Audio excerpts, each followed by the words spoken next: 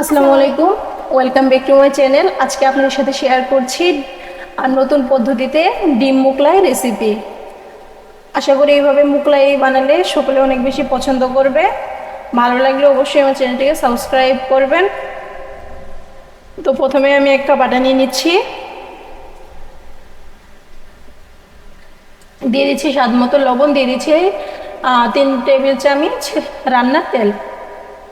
এই পর্যায়ে আমি হাত দিয়ে খুব ভালোভাবে এটিকে মিক্স করে নিচ্ছি। মিক্স করা হয়ে গেলে এই পর্যায়ে অল্প অল্প করে পানি দিচ্ছি এবং একটি ডো বানিয়ে নিচ্ছি।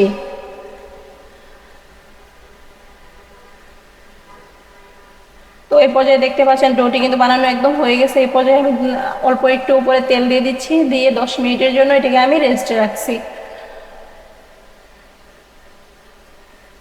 এই পর্যায়ে নিয়ে নিচ্ছি 2টি ডিম, দিয়ে দিচ্ছি স্বাদ মতো লবণ, দিয়ে ডিমটাকে খুব ভালোভাবে আমি এটাকে মিক্স করে নিচ্ছি।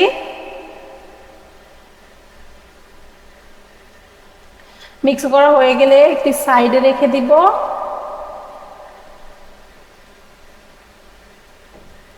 এই পর্যায়ে নিয়ে নিচ্ছি একটি বড় সাইজের আলু, আমি গ্রেট করে নিয়েছি। আলুটাকে গ্রেট করে খুব ভালোভাবে আমি পরিষ্কার করে নিয়েছি। এই পর্যায়ে মোগলাইয়ের পুরটা বানিয়ে নিব। তো আমি চুলায় একটি কড়াই বসিয়ে দিচ্ছি, কড়াই দিয়ে দিচ্ছি পরিমাণ মতো তেল, দিয়ে দিচ্ছি কেটে রাখা একটি পেঁয়াজ কুচি।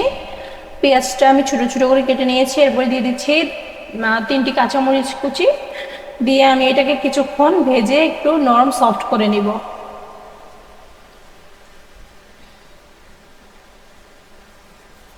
ভিডিওটা ভালো লাগলে অবশ্যই একটি লাইক করবেন।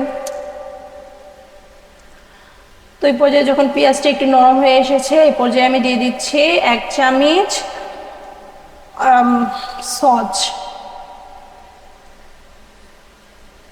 সস দিয়ে আমি এখানে আমি টমেটো সস ব্যবহার করেছি। আপনারা চাইলে এটা ইউজ করতেও পারেন, না চাইলে নাও করতে পারেন। তো এই পর্যায়ে আমি খুব ভালোভাবে টমেটো সসটাকে নেড়ে চেড়ে মিশিয়ে নিচ্ছি। দিয়ে দিচ্ছি স্বাদ মতো লবণ,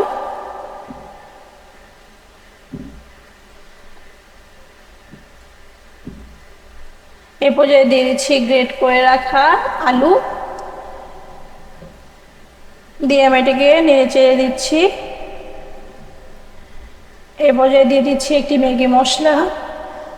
এই রান্নাটার জন্য কিন্তু বেশি মশলার প্রয়োজন হবে না, এই মশলাটা দিলে রান্নাটা কিন্তু হয়ে যাবে। তো আলুটাকে যেহেতু আমি ছোটো ছোটো করে গ্রেট করে নিয়েছি, অনেক পাতলা করে বা চিকন করে, এই জন্য আমি এটাকে 3 থেকে 4 মিনিট ভেজে নিব। ভাজলেই কিন্তু আমার আলু ভাজাটা হয়ে যাবে। এই পর্যায়ে দেখতেই পাচ্ছেন আলু ভাজাটা কিন্তু হয়ে গেছে। এই পর্যায়ে আলুটাকে আমি একটি সাইডে চাপিয়ে নিচ্ছি। এই পর্যায়ে আগে থেকে রেডি করে রাখা ডিমটি এটার ভিতরে দিয়ে দিচ্ছি।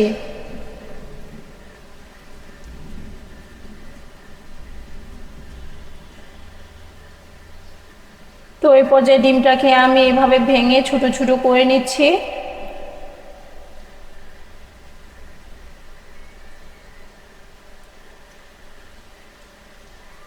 তো দেখতেই পাচ্ছেন ডিমটাকে আমি কিভাবে ভেঙে নিচ্ছি। ভাঙা হয়ে গেলে এই পর্যায়ে আমি সবগুলোকে একসাথে মিক্স করে নিচ্ছি।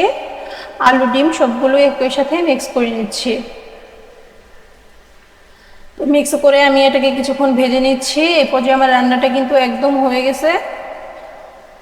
এখন আমি একটি বাটিতে এটাকে উঠিয়ে নিব।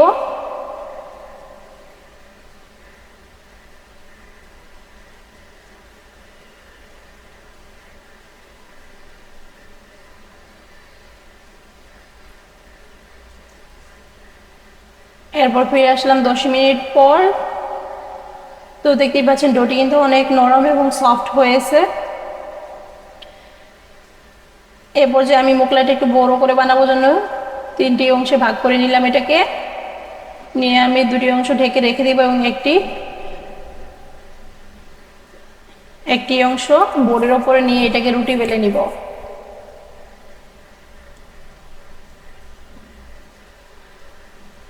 তো আমি এটাকে হালকা একটু তেল দিয়ে এটাকে রুটি বেলে নিচ্ছি।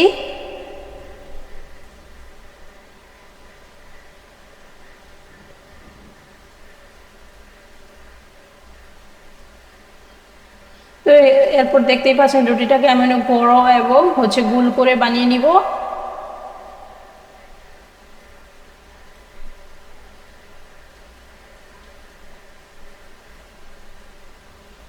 এরপর যে আমার রুটিটা কিন্তু বেলা হয়ে গেছে, আগে থেকে রান্না করে রাখা পুরটি আমি এখন এটা বিয়ের ভিতরে দিয়ে দিচ্ছি। মোগলাইয়ের ভিতরে যত বেশি পুর দেওয়া হবে তত কিন্তু অনেক বেশি টেস্ট হবে মোগলাই। তো আমি একটু বেশি করে দিয়ে দিচ্ছি পুরটি। এই পর্যায়ে আমি দেখতে পাচ্ছেন কিভাবে এটাকে লাগিয়ে নিচ্ছি। তো এইভাবে হালকা চাপ দিয়ে মোগলাইটাকে আমি কিন্তু রেডি করে নিলাম। এই পর্যায়ে বুটে একটু আটা দিয়ে দিব, দিয়ে আমি মোগলাইটাকে হালকা হাতে বেলে নিব। এটা কিন্তু বেশি একটা চাপ দেওয়া যাবে না, চাপ দিলে কিন্তু মোগলাইটা ফুলবে না। হালকাভাবে এটাকে একটু বেলে নিচ্ছি।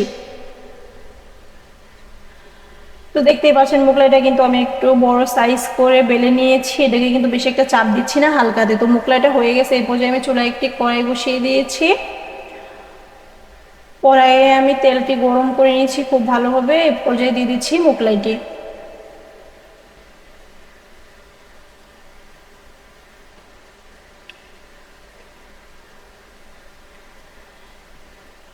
এই পর্যায়ে দেখতেই পাচ্ছেন মোগলাইটি কিন্তু অনেক বেশি ফুলে উঠতেছে। এটা কিন্তু অনেক ফুলকো হবে।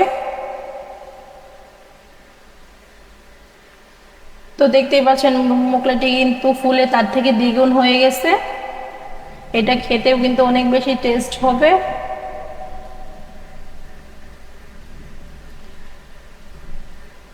তো এই পর্যায়ে মোগলাইটাকে উল্টিয়ে দিচ্ছি, দেখতেই পাচ্ছেন। আর কালারটাও কিন্তু অনেক সুন্দর এসেছে।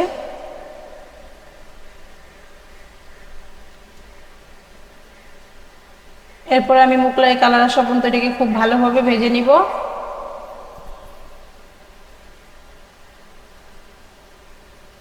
এ পর্যায়ে দেখতেই পাচ্ছেন আমি তেল ঝরিয়ে মোগলাইটাকে উঠিয়ে নিচ্ছি। সেম আমি ওই একইভাবে আরো দুটাকেও ভেজে নিচ্ছি। এই পর্যায়ে দেখতেই পাচ্ছেন 3টা মোগলাই কিন্তু আমার অনেক ফুলকো হয়েছে এবং অনেক বেশি সুন্দর হয়েছে। আশা করি আজকের ভিডিওটি সবাই অনেক বেশি ভালো লাগবে। ভালো লাগলে অবশ্যই আমার চ্যানেলটিকে সাবস্ক্রাইব করবেন। আজকে এই পর্যায়ে বিদায় নিচ্ছি। আল্লাহ হাফেজ।